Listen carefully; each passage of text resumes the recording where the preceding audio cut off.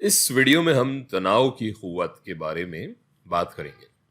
فرض کریں یہاں ہمارے پاس ایک ڈبہ ہے اور اسے ہم ایک رسی سے باندھ لیں اس طرح سے۔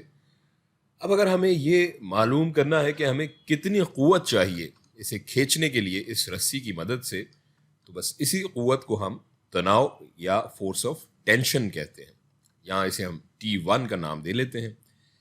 اس رسی کو ہم اگر ذرا قریب سے دیکھیں تو یہ رسی مختلف فائبرز یا ریشوں سے بنی ہوئی ہے، اور جب ہم اس کے ایک سرے پر قوت لگاتے ہیں تو یہ ان ریشوں کے ذریعے منتقل ہوتی ہے اس رسی کے دوسرے سرے تک، ایک سرے دوسرے ریشے سے تیسرے چوتھے اینڈ سو آن، اور پھر یہ یہاں اس دوسرے سرے پر پہنچ کر اس ڈبے پر وہ قوت جو ہم نے اس سرے پر لگائی تھی وہ اس ڈبے پر لگتی ہے۔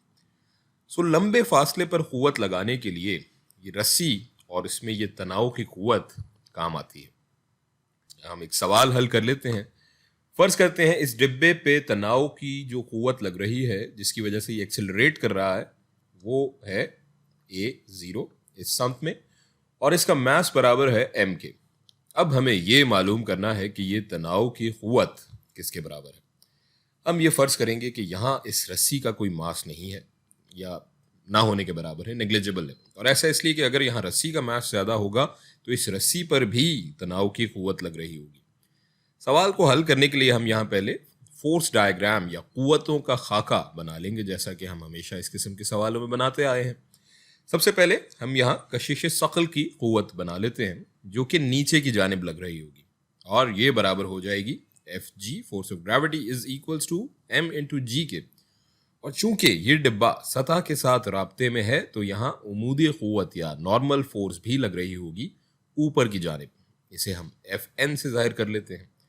یہاں افقی قوت جو لگ رہی ہے تب وہ ہے تناؤ کی، جس کی سمت دائیں جانب ہے۔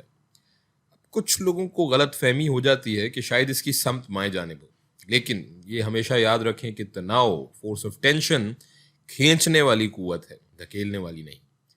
اب ہمیں تناؤ کے لیے ہر بار فارمولا نکالنا پڑے گا کیونکہ اس کا اپنا کوئی خاص فارمولا نہیں ہے، کشش ثقل کی قوت کی طرح ہی۔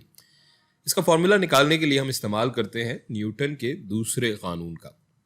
چونکہ یہاں ہمارے پاس افقی اور عمودی دونوں قوتیں ہیں، لیکن ہمیں معلوم افقی قوت کرنی ہے جو کہ یہ ٹینشن کی فورس ہے، اٹس اے ہاریزونٹل فورس جیسے کہ ہم دیکھ سکتے ہیں، تو ہم ایکس کمپوننٹس کا استعمال کریں گے اور ہم وہ فارمولا لکھ لیتے ہیں۔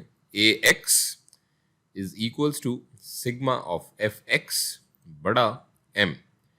اب اس میں ہم ویلیوز پلگ ان کر لیتے ہیں تو یہ ہو جائے گا، یہ ایکسلریشن ہم نے دیکھا A0 ہے ہماری، از ایکولز ٹو فورس جو ہاریزونٹل ڈائریکشن میں ہے وہ یہ ٹینشن کی T1 بٹا یہ میس M۔ اب یہاں افقی سمت میں ہمارے پاس ایک ہی قوت تھی ٹینشن کی، تو اس سے اب ہم اپنے تناؤ کی قدر معلوم کر سکتے ہیں جو کہ اب ہو جائے گی یہ T1 برابر ہو جائے گا M انٹو A0 کے۔